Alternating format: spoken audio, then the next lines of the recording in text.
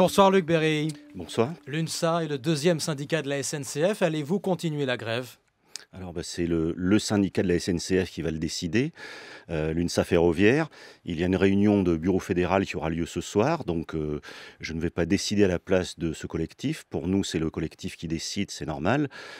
Simplement sur les motivations qui avaient expliqué le fait que l'UNSA avait appelé à la grève aujourd'hui, c'était pour avoir un certain nombre de garanties qu'on n'avait pas encore obtenues jusqu'à présent.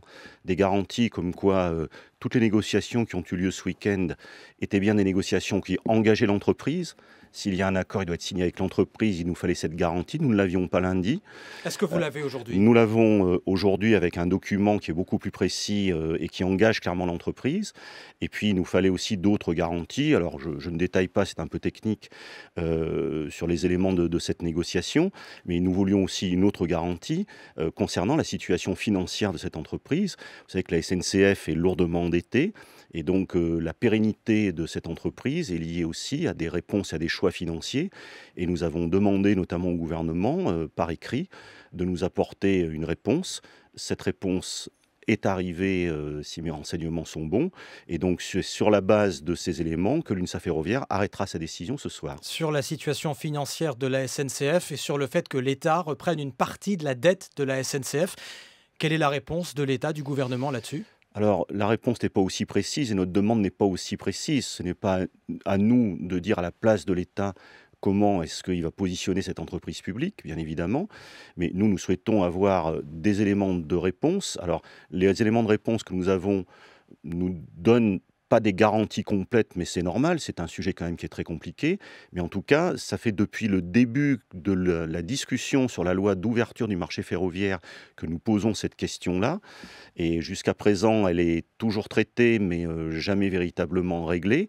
Et donc là, nous avons une réponse qui nous dit qu'effectivement, le gouvernement va se pencher sur le sujet sérieusement. C'est important pour nous parce que là, ce qui est en jeu, c'est la discussion sur l'aménagement du temps de travail, l'organisation des conditions de travail des salariés de la SNCF. Donc c'est très important.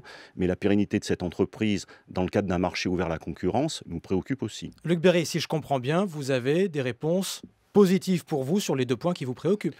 Pour l'UNSA Ferroviaire, elles vont plutôt dans le sens qu'elles avaient demandé, mais l'appréciation et la décision qui en découlera, c'est le bureau qui se réunira ce soir. Mais vous allez vers une sortie de la grève. Le but pour nous, c'est pas d'aller dans la grève pour la grève, c'est d'aller dans la grève quand nous y sommes contraints pour obtenir des résultats. Si nous les obtenons, ils sont jugés satisfaisants, bien sûr, nous sortirons de la grève, mais c'est au bureau de le décider. Le gouvernement a fait des concessions, notamment sur l'organisation du travail. Comme vous le souhaitiez, comme vous le vouliez. Le président de la SNCF, Guillaume Pepy, est en conflit quasi ouvert là-dessus avec le gouvernement. Souhaitez-vous qu'il reste à la tête de la SNCF ? Écoutez, ce n'est pas nous qui nommons le président de la SNCF, c'est l'État quand même en accord avec le conseil d'administration. Donc on ne va pas arbitrer ce différend. Vous savez, c'est un peu compliqué parce que il y a bien évidemment Guillaume Pepy à la tête de la SNCF. La SNCF est aussi une entreprise quand même à caractère national, c'est une entreprise de service public. Donc il est normal aussi que le gouvernement, à ce titre-là, intervienne. Ce qui nous préoccupe, nous, d'abord, c'est d'avoir des interlocuteurs. Nous avons eu un bon interlocuteur jusqu'à présent avec M. Pepy, parce qu'il y a d'autres étapes que nous avons franchies dans le cadre des discussions dans cette entreprise. Maintenant, moi, vous comprendrez que j'observe une certaine neutralité dans cette... Prudence pour et une vous. prudence, évidemment, par rapport à cette question. J'ai une question très simple, beaucoup plus large à vous poser, Luc Berry. Est-ce qu'aujourd'hui, l'UNSA soutient la réforme du Code du travail et le projet du gouvernement ? Alors, depuis le début, l'UNSA, d'abord, s'est battue contre le pré-projet de loi qui allait complètement à l'encontre de ce que nous souhaitions. Et nous avons dit que, par le moyen du dialogue qui n'avait pas été organisé de façon satisfaisante, il fallait rééquilibrer ce projet qui était très en défaveur des salariés. Donc, nous avons obtenu des rééquilibrages conséquents qui allaient vraiment dans le sens de ce que nous souhaitions.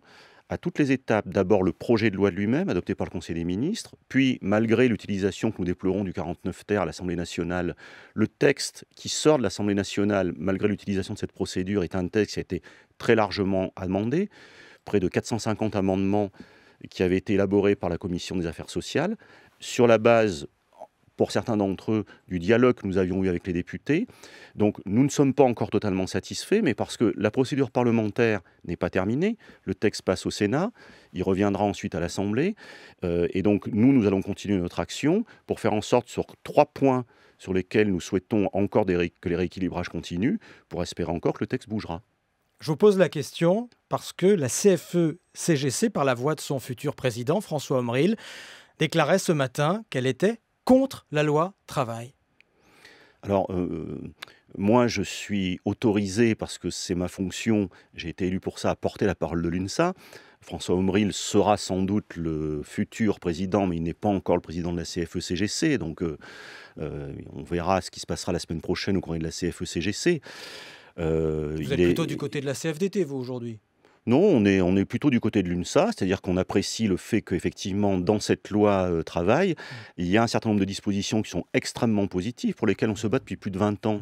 Donc on ne va pas se mettre à combattre, à demander le retrait de mesures pour lesquelles on se bat depuis 20 ans. Mais chez vous, certains ne sont pas d'accord et voient plutôt le verre à moitié vide. Je pense à l'UNSA Énergie qui a confirmé tout à l'heure qu'elle appelait à la grève dans son secteur dans les prochaines heures. En commun avec la CFE-CGC, donc dans cette entreprise. Est-ce que l'UNSA Énergie a tort?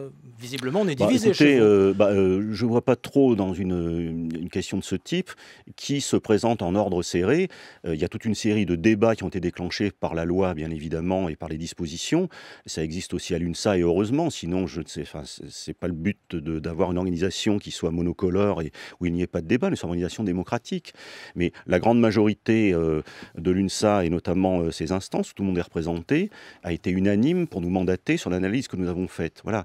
Après, moi, ce qui m'intéresse surtout, c'est comment est-ce qu'on progresse, comment est-ce que sur les sujets qui ne nous satisfont pas, on obtient les modifications, et comment, par contre, sur les sujets qui nous satisfont, encore une fois, puisqu'ils sont très positifs, on va les gagner dans la loi et ensuite les mettre en œuvre. C'est beaucoup plus intéressant pour les salariés, me semble-t-il. Luc Béryl, secrétaire général de l'UNSA, invité de l'Interview Écho. Merci. Merci.